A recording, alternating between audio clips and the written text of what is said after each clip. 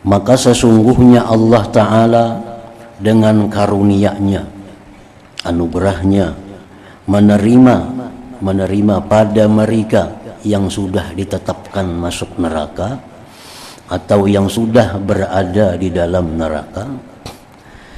Allah menerima pada mereka itu syafaat, pertolongan, bantuan para nabi dan orang-orang siddiq, bahkan syafaat para ulama dan orang-orang yang saleh, dan setiap orang yang mempunyai kedudukan di sisi Allah Subhanahu wa ta'ala dan bagus muamalah hubungannya kepada Allah.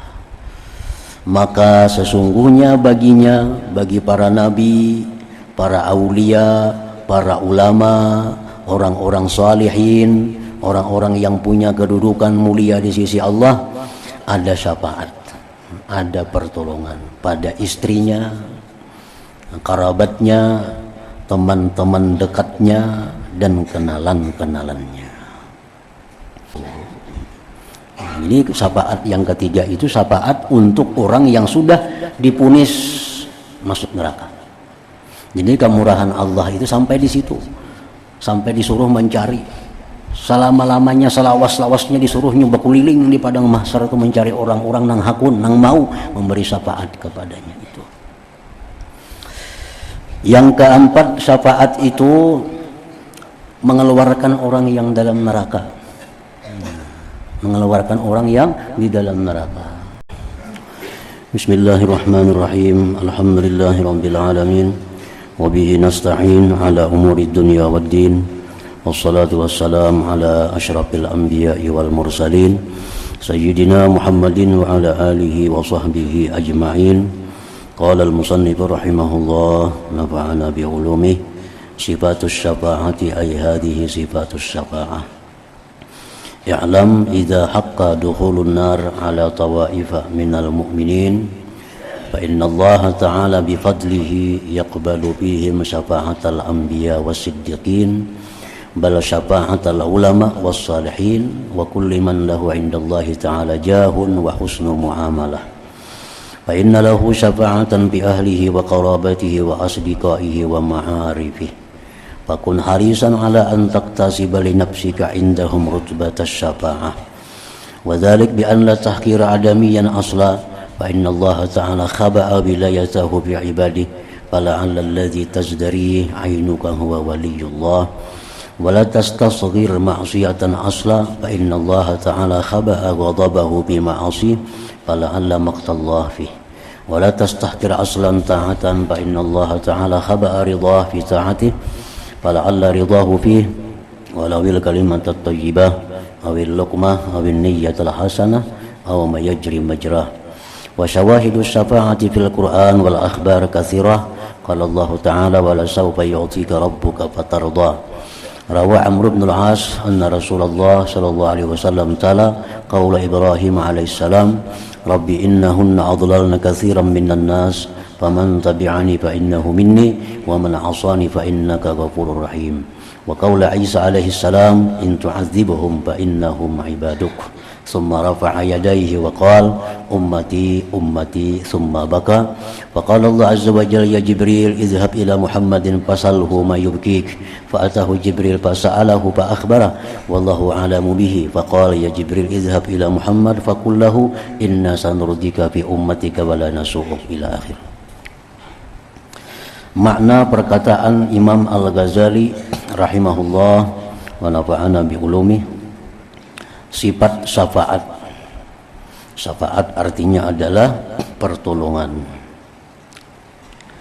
Ketahuilah bahwasanya apabila telah pasti masuk neraka atas golongan-golongan dari orang-orang mukmin yang beriman, di antara orang yang beriman karena banyak maksiatnya kepada Allah, maka dia diputuskan untuk masuk ke dalam neraka.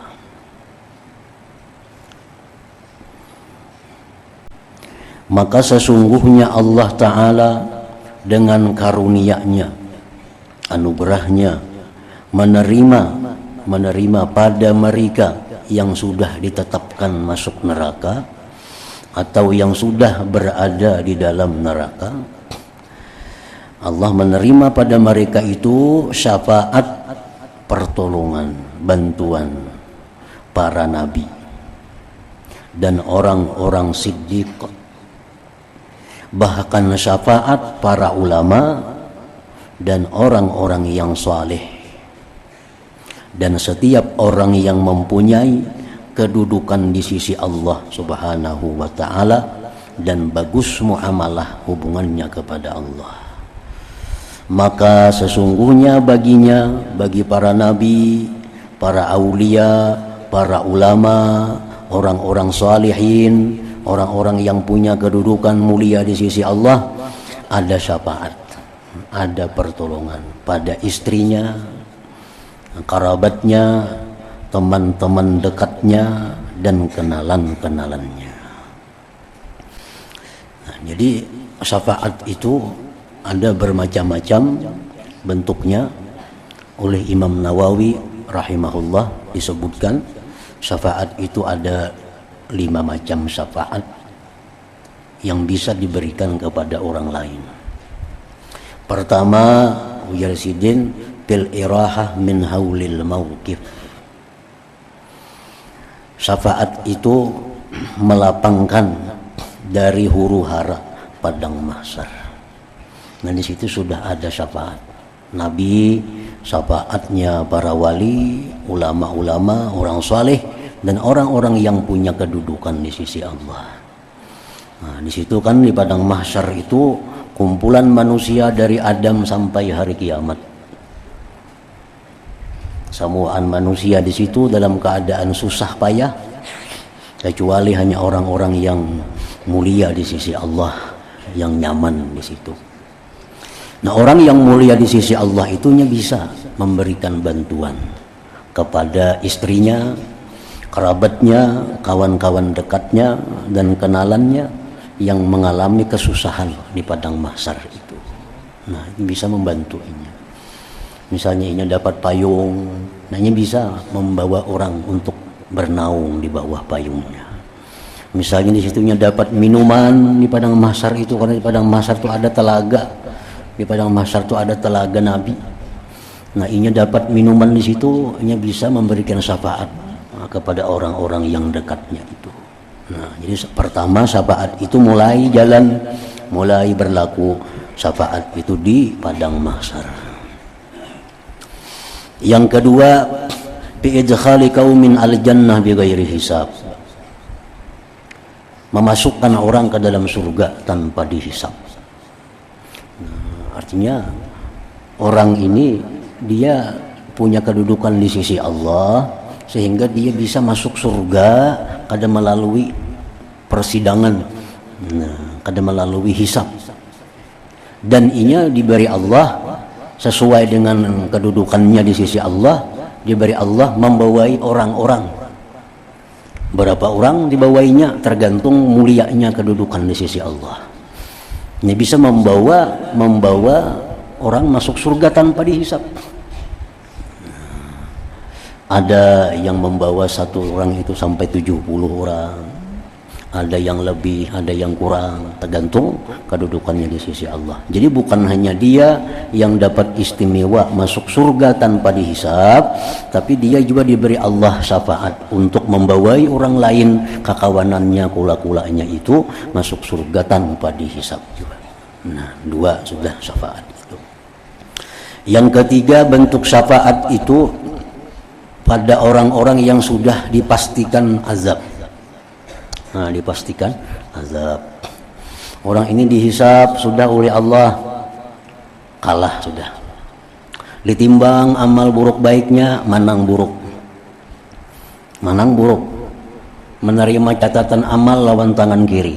Nah, berarti ini orang sudah pasti masuk neraka. Tetapi Allah dengan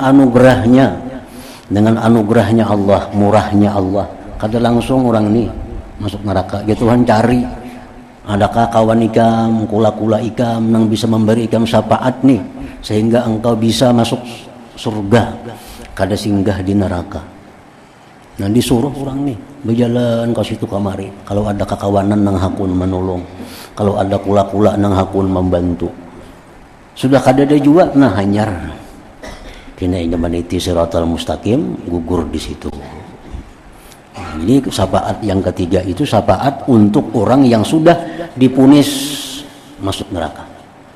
Jadi kemurahan Allah itu sampai di situ, sampai disuruh mencari selama-lamanya, selawas-lawasnya disuruh nyoba keliling di padang mahsyar itu mencari orang-orang nang hakun, nang mau memberi syafaat kepadanya itu. Yang keempat, syafaat itu mengeluarkan orang yang dalam neraka.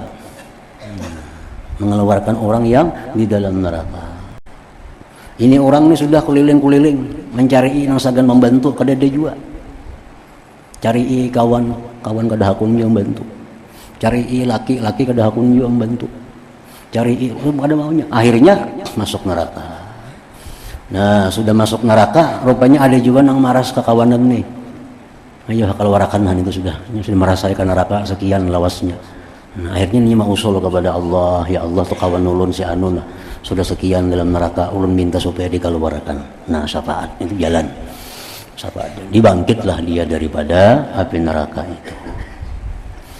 Nah, syafaat juga. Nang kelima, syafaat itu piraf'i darajat, mengangkat derajat. Ini sudah sama-sama di surga. Sudah sama-sama selamat sudah. Cuma kawan kita ini banyak amal, lalu di surga nang tinggi kedudukannya. Nah, kawan kita ini banyak ibadahnya di surga nang tinggi. Kita ini kada banyak amal pas-pasan, mungkin ditolong orang juga masuk surga, di surga nang di bawah hendaknya. Nah, berhubung kita dalam dunia ini bakawan, jauh lawan kawan kada nyaman juga. Di dunia kita kasana kamari sudah bakawan inya, di surga tapi pisah, kada nyaman juga. Minta tolong inya kepada Allah, ya Allah tuh kawan orang di bawah itu lah, coba bang dibantu ditolong supaya sama kedudukannya lawan kami di sini. Nah, diterima Tuhan juga. Jadi nang ini akhirnya dinaikkan Tuhan juga, tingkatannya sama dengan inya. Nah, jadi 5 macam jenis syafaat itu. Nah, jadi syafaat ini pertama-tama dulu diberikan Allah Subhanahu wa taala kepada Nabi kita sallallahu alaihi wasallam. Beliaulah orang yang pertama yang minta kepada Allah agar diberi kewenangan untuk menolong umat. Nah, diberi Allah Nabi kita kewenangan. Lalu Nabi kita minta lagi kepada Allah agar diberi kewenangan untuk memberikan syafaat kepada orang-orang umat sidin supaya bisa memberi kepada umat yang lainnya. Kawan-kawannya tadi. Nah, jadi semuanya itu adalah berkat doa Nabi kita di akhirat, di padang mahsyar itu kaina. Maka sesungguhnya Allah Ta'ala dengan karunia-Nya, kemurahannya menerima pada mereka syafaat para nabi dan orang-orang siddiq, bahkan syafaat para ulama dan orang-orang yang saleh, dan setiap orang yang mempunyai kedudukan di sisi Allah Ta'ala dan bagus muamalah, maka sesungguhnya baginya ada syafaat pada istrinya, kerabatnya, teman-teman dekatnya, dan kenalan-kenalannya. Maka jadilah kamu berusaha memperoleh bagi dirimu tingkat syafaat di sisi mereka. Nah, artinya hendaknya kita ini berusaha supaya dapat syafaat mereka itu. Syafaat Nabi kita dapat, syafaat orang wali-wali dapat, syafaat ulama dapat, syafaat orang-orang saleh dapat, syafaat orang-orang yang punya kedudukan di sisi Allah pun dapat. Nah, maka jadilah kamu berusaha memperoleh bagi dirimu tingkat syafaat di sisi mereka. Jangan sampai orang kadang hakunnya memberi syafaat itu. Jangan sampai jadi orang seperti itu. Baik kita kawasaurangan, amal kita cukup. Baik amal kita cukup, banyak kebaikannya sehingga walaupun kada disyafaati sudah bisa ke surga. Nah, yang sulit ini amal kita kada cukup.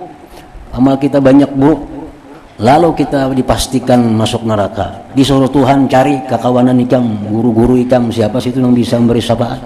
Nah, cari-cari kada nang hakunnya orang beri syafaat. Nabi kada hakun beri syafaat. Kenapa Nabi kada mau memberi syafaat? Jar Nabi ikam ni dulu bila orang menyebut namaku ikam kada berselawat lawan aku. Nah, aku dah hendak beri syafaat lawan ikam. Mestinya orang bila disebut ngaran Nabi kita mesti bersalawat walaupun sekali, supaya menggugurkan tuntutan kita.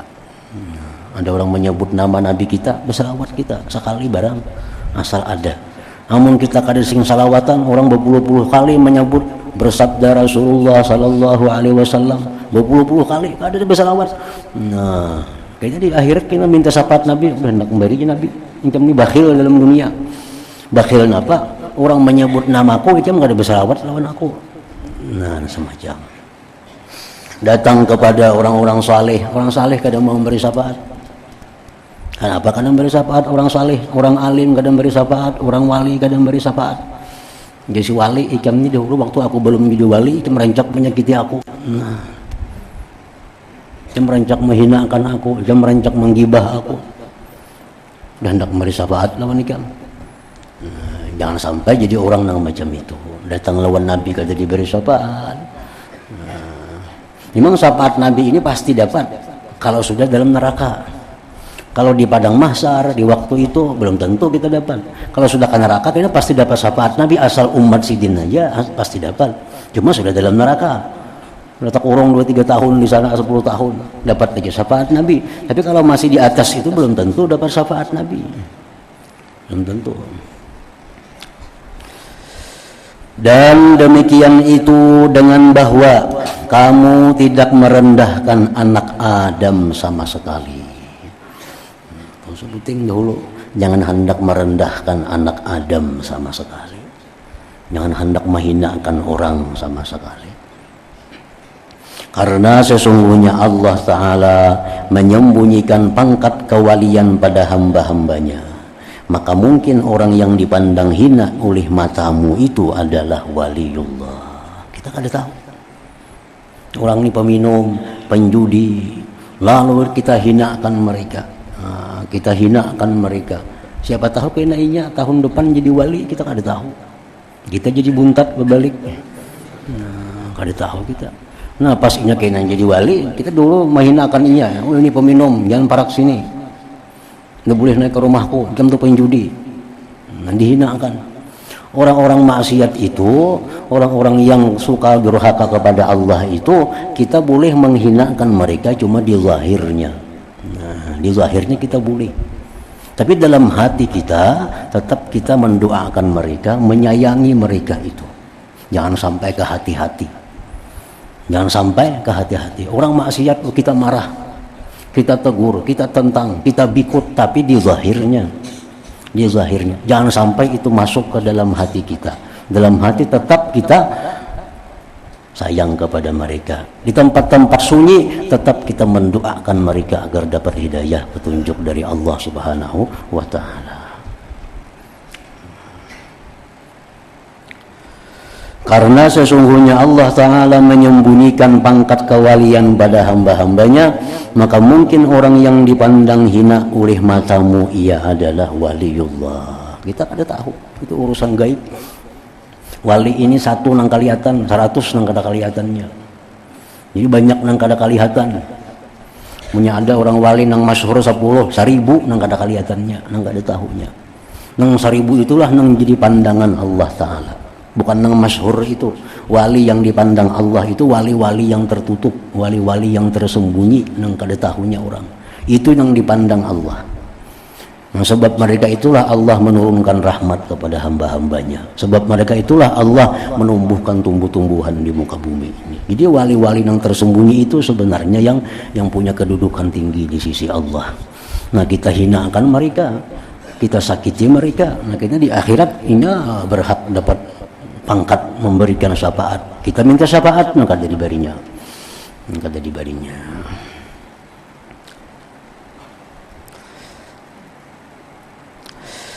Maka mungkin orang yang dipandang hina oleh matamu itu adalah waliullah. Dan janganlah memandang kecil pada perbuatan maksiat sama sekali. Karena Allah Ta'ala menyembunyikan kemurkaannya pada perbuatan-perbuatan maksiat kepadanya. Mungkin kutukan Allah Ta'ala itu ada padanya. Maksiat itu walaupun halus ya maksiat ngarannya. Dan kayaknya di akhirat andaknya di timbangan sebelah kiri. Sehalus-halusnya maksiat itu kayaknya masuk ke timbangan kiri. Maka timbangan kiri ini bila berat pada kanan bakal ke neraka artinya. Nah siapa tahu nang sedikit itu nang memberatinya. Timbang amal kebaikan, timbang amal kejahatan sama. Tinggal lagi ada nang dosa sedikit halus diandak ke kiri, pada barat ke kiri ya lagi. Nah, pada barat ke kiri. Bila barat ke kiri tadi kita dipunis sudah bakal masuk neraka kalau kada ada syafaat, kada ada rahmat Allah. Jadi jangan sekali-kali merimihkan perbuatan maksiat itu, karena Allah Ta'ala menyembunyikan kemurkaan pada perbuatan-perbuatan maksiat kepadanya. Mungkin kutukan Allah Ta'ala itu ada padanya. Jadi artinya jangan mentang-mentang itu dosa termasuk dalam kumpulan dosa yang kecil, jangan sampai disengaja melakukannya. Kalau memang melakukan juga, jangan sampai kita lupa lingah untuk tobat daripadanya. Jangan sampai lingah, betul dosa halus dah kain lagi tobat, nah itu nang jangan artinya. Walaupun dosa itu halus, kita pernah melakukannya, tetap penting juga kita tobat kepada Allah. Dan janganlah engkau merimihkan suatu ketaatan sama sekali. Janganlah engkau merimihkan satu ketaatan sama sekali. Orang memberi kita misalnya sesuatu nang hina, itu ketaatan bagi orang itu. Ya Nabi bersedekahlah kalian walaupun batis kambing, telapak batis kambing. Telapak batis kambing itu bilang kada daging itu. Cuma ngarannya itu sedekah, memberi orang tetap ada nilai pahalanya. Tetap ada nilai pahalanya. Artinya memberi orang halar hayam yang diberikan halarnya ada daging itu, tapi bagi orang yang memberi itu pahala baginya. Nah kita yang diberi ini jangan merimihkan pahala itu, walaupun halus walaupun kecil, tapi tetap itu pahala, tetap pahala. Nah, karena Allah Ta'ala menyembunyikan keridhaannya pada ketaatan kepadanya, maka mungkin keridhaan itu ada padanya. وَمَنْ يَعْمَلْ مِثْقَالَ ذَرَّةٍ خَيْرًا يَرَهُ وَمَنْ يَعْمَلْ مِثْقَالَ ذَرَّةٍ شَرًّا يَرَهُ. Sehalus apapun amal baik itu ada kelihatan. Sehalus apapun amal jahat kelihatan juga kena di situ, ditimbang juga.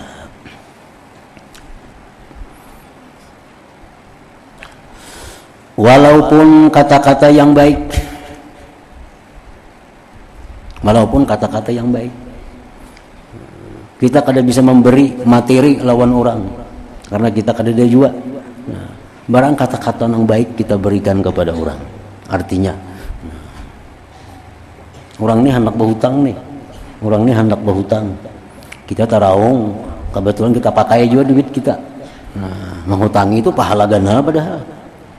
Nah, kayak apa caranya kita nih menghutangi sudah kada kawa, ya diganti ya lawan kata-kata yang bagus, walaupun itu kecil tapi pahala juga. Nah, pahala juga. Kayak apa supaya orang yang berhutang ini jangan kecewa, terlalu kecewa sudah kada dihutangi. Nah, jadi dicari jalan kayak apa cara supaya mengurangi kekecewaannya walaupun dengan kata-kata yang manis. Nah, itu jangan dianggap remeh, karena kata-kata yang manis itu adalah perbuatan yang taat, yang ada nilai kebaikan di sisi Allah. Atau sesuap makanan. Sesuap makanan. Atau sesuap makanan. Kita kadang-kala memberi orang seputung roti umpamanya karena kita lapar juga, kita beri sedikit roti lawan inya. Nah itu adalah sesuatu kebaikan, walaupun halus tetap kebaikan juga ngarannya. Nah halus tuh minta kumpulan jadi banyak juga, Nah halus tak kumpulan, nah dosa karena halus tak kumpulan jadi ganal juga. Ini orang baintan tengah jalan tuh 1000 timbai orang, 500 timbai orang, paling tinggi 2000-an orang menimba. Akhirnya jadi sebuah masjid yang megah, jadi masjid yang bagus, kelihatan masjidnya baik, padahal halus duitnya cuma hari-hari dikumpulkan jadi kelihatan. Nah kayak itulah amal kebaikan halus tuh jadi banyak amal terkumpul. Atau niat yang baik. Nah, niat yang baik memberi sudah kada kawa, menyampaikan kata-kata yang baik kada bisa juga. Barang niat dalam hati, kayaknya mau aku berduit ku bantu. Nah, niat di dalam hati barang. Nah, itu pun nilainya ada juga. Jangan dianggap remeh, jangan dianggap penting. atau apa yang berlaku seperti itu. Dalil-dalil syafaat dalam Al-Quran, golongan Ahlus Sunnah wal Jamaah itu mereka berpendapat bahwa syafaat itu ada di akhirat. Ada golongan lain, golongan Mu'tazilah contohnya. Golongan Mu'tazilah, apalagi ada semacamnya lagi. Nah, golongan itu mereka mengatakan kada ada syafaat di akhirat itu, masing-masingnya aja. Bilangnya banyak baik selamat, banyak buruk habis. Kada yang bisa menolongnya. Dalilnya di Quran juga nya. La tanfa'uhum syafa'atus syafi'in, dalilnya. Kada berguna akan mereka syafaat orang yang memberi syafaat. Jadi jadinya di akhirat itu kada ada syafaat. Nabi yang kada ada memberi syafaat. Masing-masing amal yang diandalkan.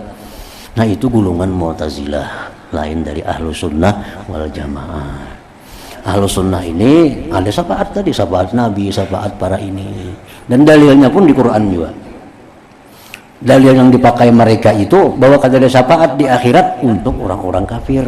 Ujar Ahlus Sunnah nih. Ujar ulama-ulama Ahlus Sunnah yang kada ada syafaat di akhirat itu untuk orang kafir. Kalau nya kafir walaupun kuitannya Nabi, walaupun apanya kada ada syafaat. Kalau nya Islam ada syafaat. Nah, jadi yang dipakai dalil oleh Mu'tazilah itu untuk orang kafir, bukan untuk semuaan manusia kada. Jadi bagi mazhab kita Ahlus Sunnah wal Jamaah, syafaat itu ada dan kita boleh berharap dapat syafaat itu, bahkan disuruh berharap dapat syafaat itu. Dalilnya dalam Quran dan hadis-hadis itu banyak dalilnya. Allah Ta'ala berfirman, wala sawfa yu'tika rabbuka fatarda. Artinya, dan kelak Tuhanmu wahai Rasulullah pasti memberikan karunia-Nya kepadamu lalu kamu menjadi senang. Allah di akhirat itu akan menyenangkan Nabi kita. Sedangkan jar Nabi, aku di akhirat kada akan senang kalau masih ada umatku dalam neraka. Nah, Allah berjanji lawan Nabi kita, di akhirat kaina wahai Muhammad engkau aku senangkan. Nah, ujar Nabi, aku kada akan senang di akhirat kalau masih ada satu orang pun umatku yang dalam neraka. Nah, ini dalil bahwa Nabi kita akan memberi syafaat kepada mereka itu. Nah, syafaat itu ada. Amr bin As meriwayatkan bahwa Rasulullah SAW membaca perkataan Nabi Ibrahim alaihissalam, Rabbi innahunna adlalna kathiran minan nas faman tabi'ani fa innahu minni wa man asani fa innaka ghafurur rahim.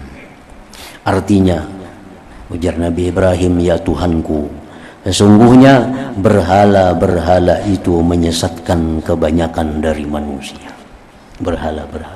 Berhala-berhala itu oleh ulama tafsir bukan diartikan patung semata. Berhala bukan hanya diartikan patung-patung itu ada. Maksud berhala itu sesuatu yang dikagumi, sesuatu yang diinginkan, itu adalah berhala. Duit itu berhala. Duit itu banyak menyesatkan manusia. Duit itu berhala. Apalagi berhala pangkat, kedudukan, jabatan itu berhala. Banyak orang yang mengorbankan apapun asal dapat kedudukan. Itu berhala. Jadi jangan dianggap berhala itu hanya patung-patung yang dia, bukan hanya itu. Setiap sesuatu yang diidolakan, setiap sesuatu yang diingini oleh nafsu syahwat itu adalah berhala. Nah, jar Nabi Ibrahim, berhala-berhala itu menyesatkan kebanyakan daripada manusia. Maka barang siapa yang mengikutiku, maka orang itu termasuk golonganku. Siapa yang taat kepadaku, jar Nabi Ibrahim, tidak menuruti kehendak berhala-berhala itu, maka dia adalah golonganku. Dan barang siapa yang durhaka kepadaku, kada mengikuti ajaranku, maka sesungguhnya engkau adalah maha pengampun lagi maha penyayang. Nah, itu syafaat Nabi Ibrahim. Orang-orang yang mengikuti ajaranku ya Allah, orang-orang yang masuk dalam golonganku ya Allah, itu adalah pengikutku. Siapa-siapa yang kada masuk kepada golonganku, durhaka kepadaku, engkau maha pengampun ya Allah, engkau maha penyayang. Nah, itu syafaat Nabi Ibrahim kepada umatnya. Syafaat. Artinya orang yang kada mengikuti aku ya Allah, berikan mereka ampunan, berikan mereka kasih sayang. Syafaat Nabi Ibrahim. Dan perkataan Nabi Isa alaihi salam, in tu'adzibhum fa innahum ibaduk.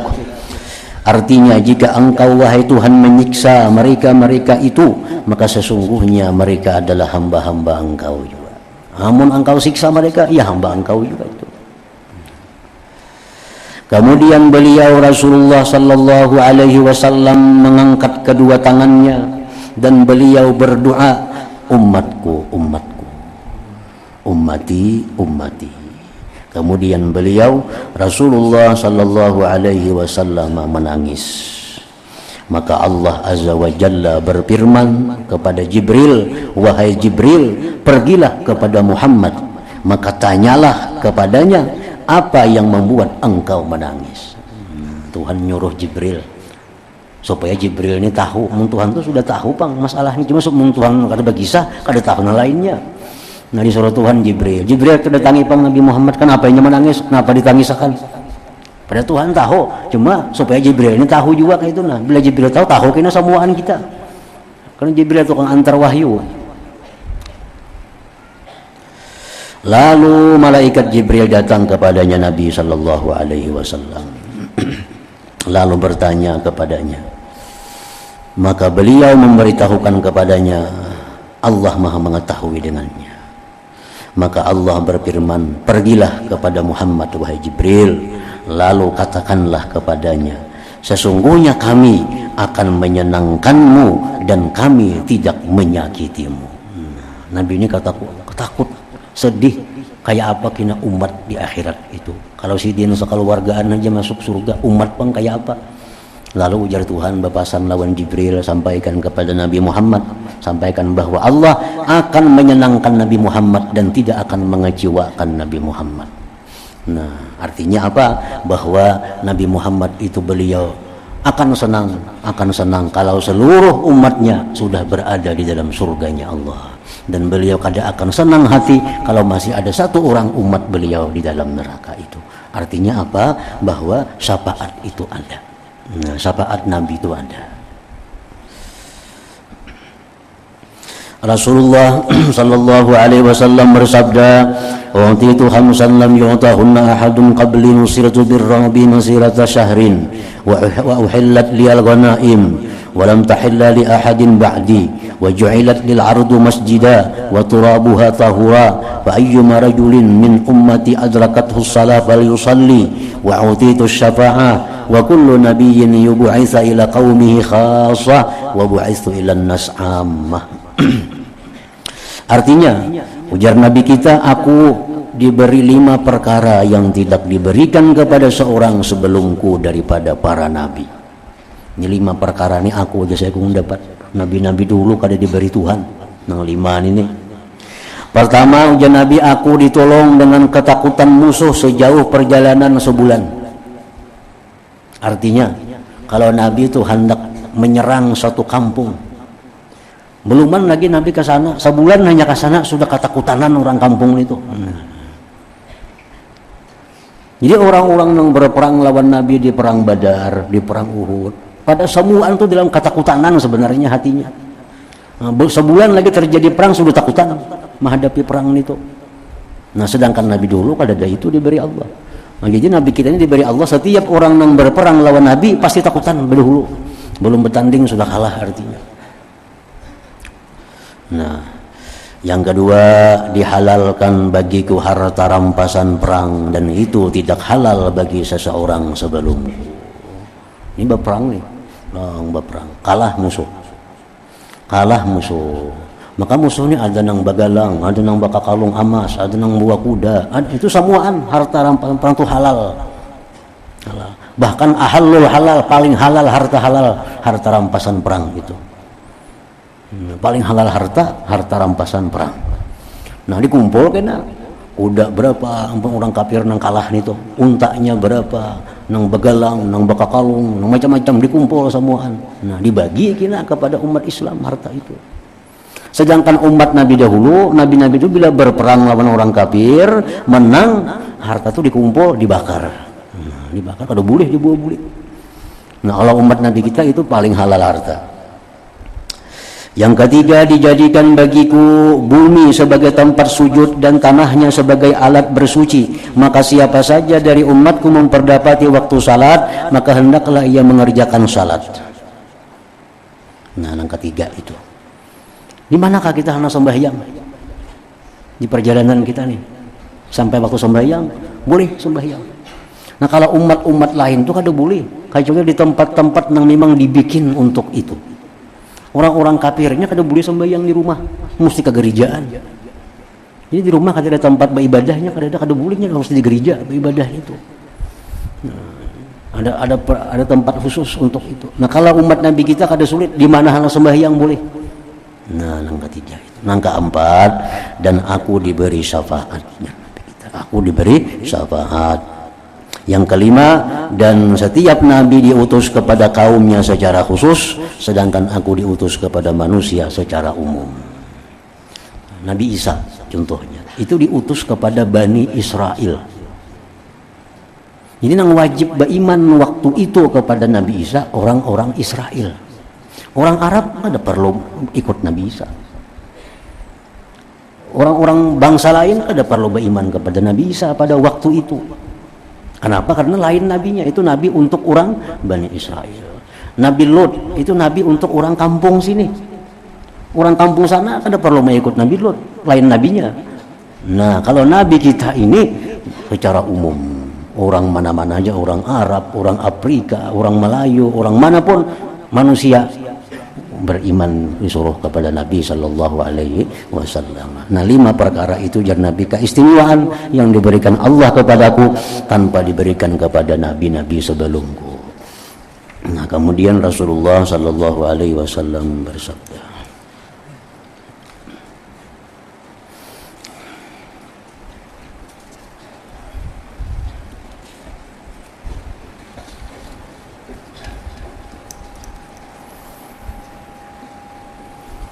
أفضل ذكر فاعلم أنه لا إله إلا الله محمد رسول الله لا إله إلا الله محمد رسول الله لا إله إلا الله محمد رسول الله لا إله إلا الله لا إله إلا الله لا إله إلا الله لا إله إلا الله لا إله إلا الله الله الله الله الله الله الله الله الله الله الله هو الله الله الله الله الله الله